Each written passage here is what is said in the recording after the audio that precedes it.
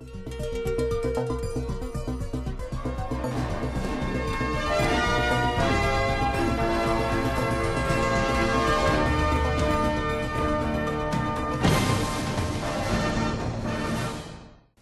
to Power Talks with Santosh Sir. Today we have a very special guest, His Excellency Mr. Rakesh Sood, the Ambassador of India to Nepal.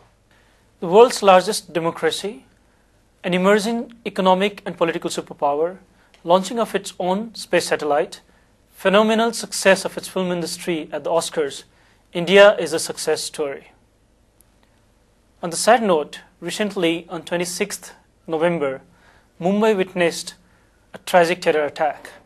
The world saw it as the most horrific terror attack after 9/11.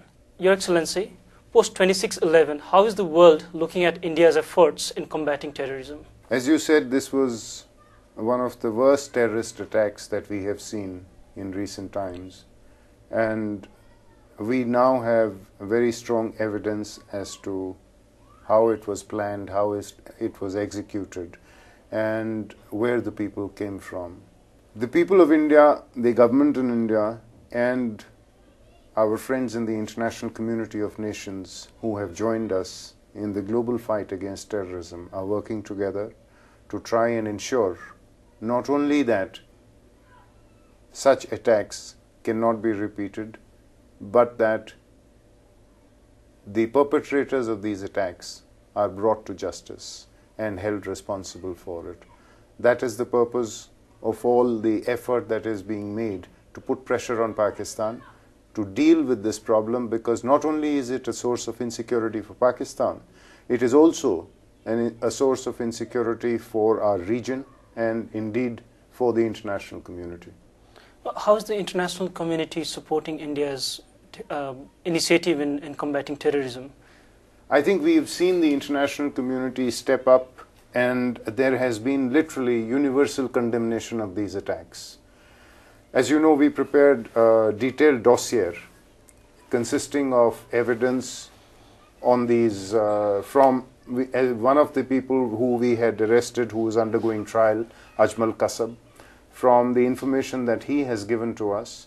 From the boat that we confiscated, we have found GPS instruments, we have found cell phones, we have found satellite phones, we have had calls that have been made which have been traced, we have found voice over internet protocol evidence, we have found evidence as to where the monies for the VoIP accounts were transferred from, and all of this has been shared with the government in Pakistan. It has also been shared with a lot of other countries who have faced these problems and who are together with us in this fight against terrorism. All this has helped to bring pressure to bear on the Pakistani authorities and the Pakistani government so that they take necessary steps to deal with this problem. And how is the progress taking place in dealing with Pakistan on this issue? Well, we had handed over a detailed dossier to Pakistan, as I mentioned to you. We received a set of questions from the Pakistani authorities to which detailed replies have been given. We hope that the steps that so far Pakistan has taken can be further strengthened so that these terrorist organizations which operate from the soil of Pakistan their actions can be ended once and for all, and the people who are guilty can be brought to justice. Has this affected the peace relations between India and Pakistan?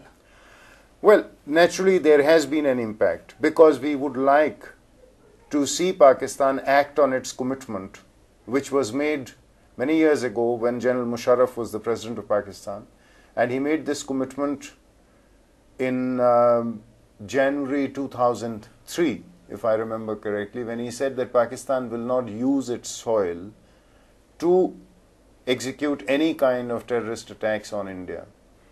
This was a commitment that was also subsequently repeated by General Musharraf and other leaders of Pakistan. We would like to ensure that Pakistan make good on its commitment that has been made. When we look at the population in Mumbai after 26/11, the people in Mumbai have really come together. The celebrities, sports stars, common people have grouped together and pledged against terrorism. How is the government of India looking at this spontaneous movement that the people have come up with? The movement is in a sense, spontaneous but also entirely expected, because every time there is a tragedy of this magnitude, we find that people in India have a tendency to come together. I think this is the strength of India. This is the resilience of India.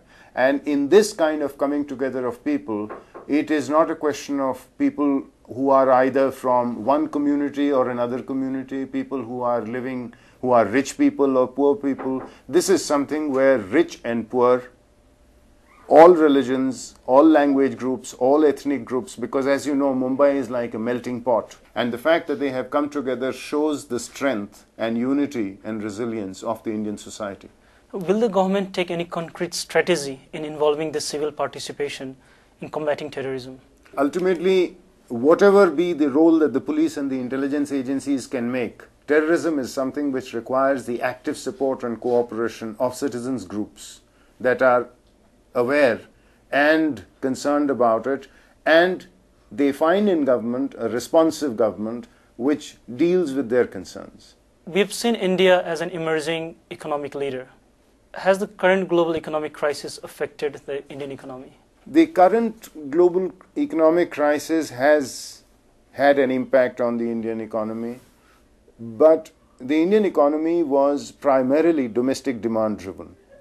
Therefore, the impact that it has had is that it has forced us to downscale our growth, which was targeted at somewhere between 9.5 and 10% annual growth.